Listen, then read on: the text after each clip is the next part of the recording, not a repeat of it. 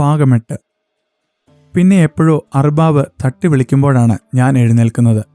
കണ്ണു തുറന്നപ്പോൾ ചുറ്റും കണ്ണിൽ കുത്തിക്കയറുന്ന ഇരുട്ട് മാത്രം. എവിടെയാണ് എത്തിപ്പെട്ടിരിക്കുന്നതെന്ന് ഒരെത്തും പിടിയും കിട്ടുന്നില്ല. കണ്ണ് കാഴ്ചയിലേക്ക് തെളിഞ്ഞു വരാൻ പിന്നെയും കുറേ നേരമെടുത്തു.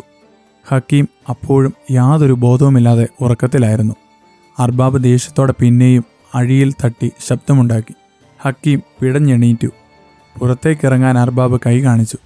ഞാൻ എൻ്റെ ബാഗ് തപ്പിപ്പിടിച്ച് എഴുന്നേറ്റപ്പോൾ ഞാനല്ല ഹക്കീമാണെന്ന് അർബാബ് കൈ ചൂണ്ടി. ഉറക്കപ്പിച്ചയിൽ അവനൊന്നും മനസ്സിലാവുന്നുണ്ടായിരുന്നില്ല. അർബാബ് ദേഷ്യം പിടിച്ച കാട്ടുപൂച്ചയെപ്പോലെ എന്തോ ഒന്ന് മുരണ്ടു. ഞങ്ങൾ 2 പാപങ്ങളല്ലേ അർബാബ്? ഒന്നും ഏതും അറിയാത്ത 2 പേർ. ഞങ്ങളോടിങ്ങനെ അകാരണമായി ചൂടായാൽ എങ്ങനെ? അർബാബിനറിയാമോ, വല്ലാതെ വിശക്കുന്നുണ്ട്, അതിലേറെ ദാഹിക്കുന്നുമുണ്ട്. ഇങ്ങനെ പട്ടിണി കിടന്ന ഒരു ദിവസം ജീവിതത്തിൽ ഓർമ്മയില്ല. നല്ല സ്വീകരണം തന്നെ. അതിനിടയിലാണ് അങ്ങയുടെ അനാവശ്യമായ ദേഷ്യപ്പെടൽ. അല്ല, ഞങ്ങൾ എന്തിന് പാവം അർബാബിനെ പഴിക്കുന്നു? അയാൾക്കും കാണില്ലേ ക്ഷീണവും ദാഹവും വിശപ്പുമൊക്കെ. ഞങ്ങളെ സ്വീകരിക്കാനായി എത്ര മണിക്കൂർ മുമ്പ് പുറപ്പെട്ടതായിരിക്കണം. ഞങ്ങളാണെങ്കിൽ വിമാനത്തിലാണ് യാത്ര ചെയ്തത് എന്ന് വയ്ക്കാം.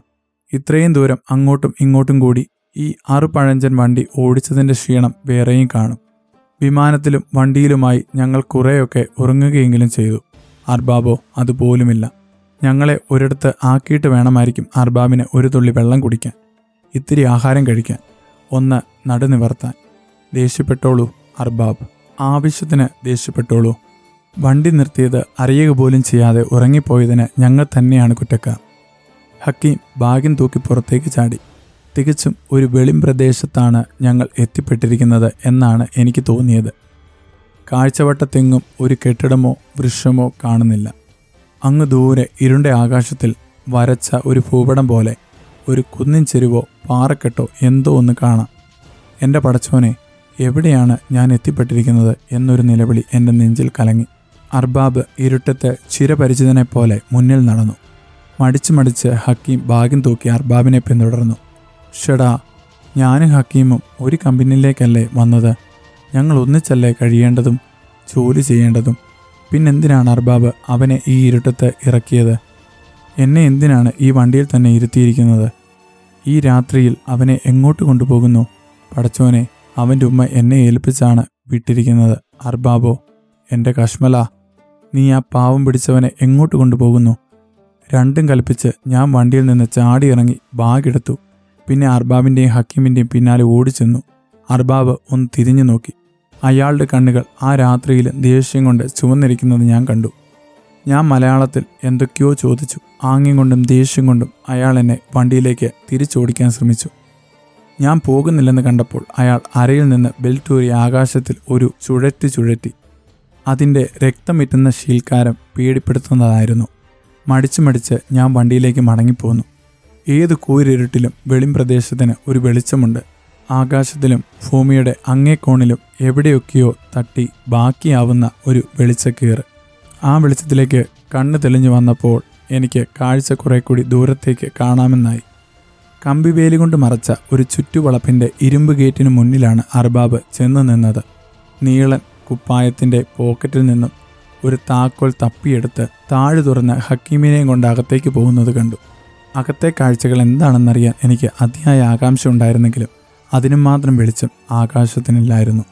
ആ അന്തരീക്ഷത്തിൽ എനിക്ക് ആകെ വേർതിരിച്ചറിയാനാവുന്നത് ഇന്നേ വരെ ഞാൻ മണത്തിട്ടില്ലാത്ത എന്തോ ഒരു മുഷട് വാടയാണ്. ഒരുപക്ഷെ അർബാബിൻ്റെ മണം. മരുഭൂമിയിലൂടെയാണ് ഇത്രയും നേരം വണ്ടി ഓടിച്ച് വന്നതെന്ന് എനിക്ക് സാമാന്യ ബുദ്ധിക്ക് ആലോചിക്കാൻ കഴിയും. എങ്കിൽ ഈ മരുഭൂമിയുടെ മണമാണോ? മരുഭൂമിക്ക് അങ്ങനെ ഒരു മണമുണ്ടോ? ആഴക്കടലിന് ഒരു മണമുണ്ടെന്ന് പറഞ്ഞു കേൾക്കുന്നത് പോലെ അന്തരീക്ഷം മുഴുവൻ ആ മണം നിറഞ്ഞു നിൽക്കുന്നുണ്ട്.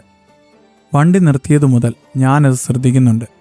ആദ്യം വണ്ടി ഉയർത്തിയ പൊടിപടലത്തിൻ്റെതാണെന്നാണ് കരുതിയത്. ഇപ്പോൾ അത് കുറെ കൂടി വ്യക്തമാണ്. അർബാബ് ഹക്കീമിനെ കൊണ്ട് കയറിപ്പോയ കമ്പിവേലിയുടെ ഭാഗത്തു നിന്നുമാണ് അത് വരുന്നത്. എല്ലുപൊടിയുടെയും ചാണകത്തിൻ്റെയും മിശ്രിത ഗന്ധം പോലെ. ഇനി വല്ല എല്ലുപൊടി ഫാക്ടറിയിലുമാണോ ഞങ്ങൾ എത്തിപ്പെട്ടിരിക്കുന്നത്? എങ്കിൽ അതിൻ്റെ കെട്ടിടങ്ങളെവിടെ? മിഷനുകളെവിടെ? എല്ലിൻ കൂനകളെവിടെ? അതിൻ്റെ പുകക്കുഴലുകളെവിടെ? ആർക്കറിയാം. അർബാബിൻ്റെ മടങ്ങിവരവും പ്രതീക്ഷിച്ച് ഞാൻ വണ്ടിയുടെ പുറകിൽ കാത്തിരുന്നു. എന്നെ ശരിക്കും പേടി ബാധിച്ചു കഴിഞ്ഞിരുന്നു.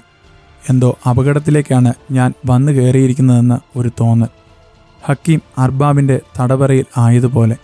അടുത്തത് എൻ്റെ ഊഴമാണ്. എന്നെ മറ്റേതെങ്കിലും തടവറയിൽ പൂട്ടാനായിരിക്കും അയാളുടെ പദ്ധതി. അതിനു മുമ്പ് ഓടി രക്ഷപ്പെടുക, ഈ അപകടത്തിൽ നിന്നും രക്ഷപ്പെടുക. പക്ഷെ എങ്ങോട്ട്? ചുറ്റോടു ചുറ്റും നീണ്ട വിശാലതയല്ലാതെ മറ്റൊന്നും ദൃശ്യമില്ല. ഓടിയാൽ വഴിയറിയാതെ ദിക്കറിയാതെ ഈ മരുഭൂമിയിൽ അലഞ്ഞ് ചാവുകയുള്ളൂ. ഇപ്പോൾ തന്നെ ദാഹവും വിശപ്പും എനിക്ക് സഹിക്കാനാവുന്നില്ല. എങ്കിൽ പിന്നെ എത്ര ദൂരം എനിക്ക് താണ്ടി മറയാനാവും? ഓടിപ്പോകാനുള്ള അതിയായ കൊതിയോടെ, എന്നാൽ തെല്ലും ചലിക്കാതെ ഞാൻ ആ വണ്ടിയുടെ പിന്നിലിരുന്നു. അല്പനേരം കഴിഞ്ഞപ്പോൾ അർബാബ് തനിയെ ഇറങ്ങി വന്നു. ഗേറ്റ് പുറത്തുനിന്നും പൂട്ടി. ഞാൻ വണ്ടിയുടെ പിന്നിൽ നിന്നും ചാടിയിറങ്ങി അർബാബിൻ്റെ അരികിലേക്ക് ഓടിച്ചെന്ന് ഹക്കീം എവിടെ എന്ന് തിരക്കി. അർബാബ് മുഖം ചുളിച്ച് എന്നെ ഒന്ന് നോക്കിയ ശേഷം വണ്ടിയിലേക്ക് നടന്നു. നടത്തത്തിനിടെ അർബാബ് എന്നോട് എന്തൊക്കെയോ പറഞ്ഞു. എല്ലാം അറബിയിലായിരുന്നതുകൊണ്ട് തീർച്ചയായും എനിക്കൊരു ചുക്കും മനസ്സിലായില്ല. അർബാബ് ചെന്ന് വണ്ടിയിൽ കയറി. ഞാനും ഓടിച്ചെന്ന് പിന്നിൽ കയറി. വണ്ടി കഷ്ടിച്ച് 1 കിലോമീറ്റർ സഞ്ചരിച്ചു കാണും. അവിടെ നിന്നും അർബാബ് ഇറങ്ങി, ഞാനും. അതുമൊരു വെളിം പ്രദേശമായിരുന്നു. അർബാബ് നടന്ന ദിശയിലേക്ക് ഭാഗ്യം തൂക്കി ഞാനും നടന്നു. കുറച്ചകലെ മാറി ഒരു കൂടാരം എൻ്റെ കണ്ണിൽപ്പെട്ടു. അർബാബിൻ്റെ ലക്ഷ്യം അതാണെന്ന് എനിക്ക് മനസ്സിലായി. വെളിം പ്രദേശത്തിൻ്റെ സ്വതസിക്തമായ വെളിച്ചമല്ലാതെ കൂടാരത്തിലും പ്രത്യേക വെളിച്ചം ഒന്നും കണ്ടില്ല. ഞങ്ങൾ നടന്ന് കൂടാരത്തിനടുത്തെത്തിയപ്പോൾ അതിൽ നിന്നും മറ്റൊരു അർബാബ് അറബി വേഷത്തിൽ ഇറങ്ങി വന്നു. ശരിക്കും പുരാതന അറബിക്കഥയിൽ നിന്നും ഇറങ്ങി വരുന്നത് പോലെ ഒരു കുറുകിയ അർബാബ്. വേഷവും മണവുമൊക്കെ എൻ്റെ സ്വന്തം അർബാബിനേക്കാൾ മോശം. അവർ തമ്മിൽ എന്തൊക്കെയോ സംസാരിച്ചു. പിന്നെ എന്നെ പുതിയ അർബാബിനെ ഏൽപ്പിച്ച ശേഷം എൻ്റെ സ്വന്തം അർബാബ് വണ്ടിയിലേക്ക് തിരിച്ചുപോയി. ഹക്കീമിനെയും ഇതുപോലെ മറ്റേതെങ്കിലും അർബാബിനെ ഏൽപ്പിച്ചിട്ടാവും സ്വന്തം അർബാബ് വന്നിരിക്കുന്നത് എന്നോർത്തപ്പോൾ അല്പം ആശ്വാസം തോന്നി. എട്ടും പൊട്ടും തിരിയാത്ത ചെറുക്കനാണ്. അവനെ വല്ല ഇരുട്ടുമുറിയിലും പൂട്ടിയിട്ട് കളഞ്ഞു എന്നായിരുന്നു എൻ്റെ പേടി. കൂടാരത്തിന് തെല്ലും ദൂരത്തായി കമ്പിവേലികളുടെ ഒരു നീണ്ട നിര തന്നെ കാണാമായിരുന്നു. ഹക്കീമിനെ കൊണ്ടിറക്കിയ കമ്പിവേലിക്കകത്ത് നിന്നെന്ന പോലെ അവിടെയും ഒരു മുഷടുവാടയുടെ പ്രഭവ കേന്ദ്രമായിരുന്നു. പിന്നെ എന്തൊക്കെയോ തിരിച്ചറിയാനാവാത്ത നിഴലനക്കങ്ങളുടെയും. അവിടേക്ക് കൈ ചൂണ്ടിക്കാണിച്ച് എൻ്റെ പുതിയ അർബാബ് സ്വന്തം കൂടാരത്തിലേക്ക് കയറിപ്പോയി. 4 വശവും തുറന്ന ഒരു കൂടാരമായിരുന്നു അത്. ഒരു കട്ടിലല്ലാതെ മറ്റെന്തെങ്കിലും അതിനകത്തുള്ളതായി കാണാൻ കഴിഞ്ഞില്ല. പുതിയ അർബാബ് ചെന്ന് ആ കട്ടിലിൽ കയറി കിടന്നു. എനിക്ക് വല്ലാത്ത സങ്കടം തോന്നി. എന്നാലും എൻ്റെ അർബാബുമാരെ, കണ്ണിച്ചോരയില്ലാതെ എന്നെ ഇങ്ങനെ ഇവിടെ ഈ ഇരുട്ടത്ത് കൂടാരത്തിന് മുന്നിൽ കൊണ്ട് നിർത്തിയിട്ട് ഒരു വാക്കുപോലും ഉരിയാടാതെ നിങ്ങൾ ഒരു പോക്ക് പോയി കളഞ്ഞല്ലോ. ഞാൻ ആദ്യമായിട്ടാണ് ഗൾഫിൽ വരുന്നതെന്ന് നിങ്ങൾക്കറിയാതെയാണോ? നീ ആഹാരം കഴിച്ചതാണോ? നിനക്ക് ദാഹിക്കുന്നുണ്ടോ? നിനക്ക് വിശക്കുന്നുണ്ടോ? എന്തെങ്കിലും ഒരു വാക്ക് നിങ്ങൾ എന്നോട് ചോദിക്കേണ്ടിയിരുന്നതല്ലേ? എനിക്കെൻ്റെ താമസ സ്ഥലം കാണിച്ചു തരികയും എന്നെ എൻ്റെ സഹപ്രവർത്തകർക്ക് പരിചയപ്പെടുത്തി തരികയും ചെയ്യേണ്ടിയിരുന്നതല്ലേ? ഇതാണോ ഞാൻ പണ്ടേ കേട്ടറിഞ്ഞിട്ടുള്ള അറബികളുടെ ആദ്യത്തെ മര്യാദ? എൻ്റെ അർബാബേ, നിങ്ങൾ എന്തൊരു അർബാബാണ്! ചതിക്കല്ലേ. നിങ്ങളിലാണെൻ്റെ ഭാവി, നിങ്ങളിലാണെൻ്റെ സ്വപ്നം, നിങ്ങളിലാണെൻ്റെ പ്രതീക്ഷ. എത്ര നേരം ആ ഇരുട്ടത്ത് അങ്ങനെ നിന്നു എന്നെനിക്കറിയില്ല. ഇപ്പോൾ പോയ സ്വന്തം അർബാബ് ഒരു പക്ഷേ എനിക്കുള്ള ആഹാരവുമായി തിരിച്ചു വന്നേക്കുമെന്ന് ഞാൻ പ്രതീക്ഷിച്ചിരുന്നു. പക്ഷേ അങ്ങനെ അവിടെ നിന്നിട്ട് ഒരു കാര്യവുമില്ലെന്ന് ബോധ്യപ്പെട്ട നിമിഷത്തിൽ കൂടാരത്തിനുള്ളിലെ അർബാബ് കൈ ചൂണ്ടിയ ഭാഗത്തേക്ക് ഞാൻ നടന്നു.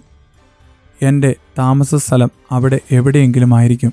പക്ഷേ അവിടെ ഒരു കെട്ടിടം പോയിട്ട് ഒരു കൂടാരം പോലും ഉള്ളതിൻ്റെ യാതൊരു ലക്ഷണവും ഇല്ലായിരുന്നു. പെട്ടെന്ന് എൻ്റെ ഉള്ളൊന്ന് ആളി.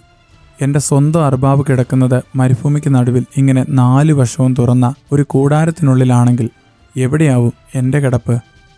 കമ്പിവേലിക്കടുത്തേക്ക് വേവലാതിയോടെ ഞാൻ നടന്നു. കമ്പിവേലിക്കുള്ളിൽ ചില നിഴലുകളുടെ അനക്കങ്ങളും ചിനക്കലുകളും ചാട്ടങ്ങളും എനിക്ക് കാണാനായി. പെട്ടെന്ന് എൻ്റെ വരവ് തിരിച്ചറിഞ്ഞിട്ടെന്നോണം അതൊരാടിൻ്റെ കരച്ചിലായിരുന്നു. ഞാൻ കമ്പിവേലിക്കകത്തേക്ക് സൂക്ഷിച്ചു നോക്കി. പെട്ടെന്ന് എൻ്റെ വരവ് തിരിച്ചറിഞ്ഞിട്ടെന്നോണം അകത്തുനിന്ന് ഒരു കരച്ചിൽ കേട്ടു. ഒരു നേർത്ത ചിണുങ്ങിക്കരച്ചിൽ.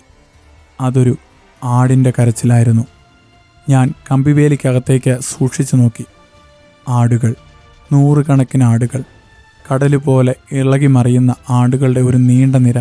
പെട്ടെന്ന് എൻ്റെ തൊഴിലിനെപ്പറ്റി ഒരു ഏകദേശ ധാരണ ഒരു ആകാശഭീതി പോലെ എൻ്റെ മനസ്സിൽ വന്നു പതിച്ചു. ആ ഭീതിയുടെ കൊടുനിഴലിൽ ഞാൻ കമ്പിവേലിയുടെ അരികുപറ്റി പിന്നെയും മുന്നോട്ട് നടന്നു. ഒരു 3-4 ചുവട് വെച്ചതേയുള്ളൂ. എൻ്റെ കൺമുമ്പിൽ കമ്പിവേലിയോട് ചേർന്ന് ഒരു കട്ടിൽ. അതിലൊരു മനുഷ്യൻ കൂനിപ്പിടിച്ചിരിക്കുന്നു. ആ രൂപം കണ്ട് ഞാൻ സ്തംഭിച്ച് നിന്നുപോയി.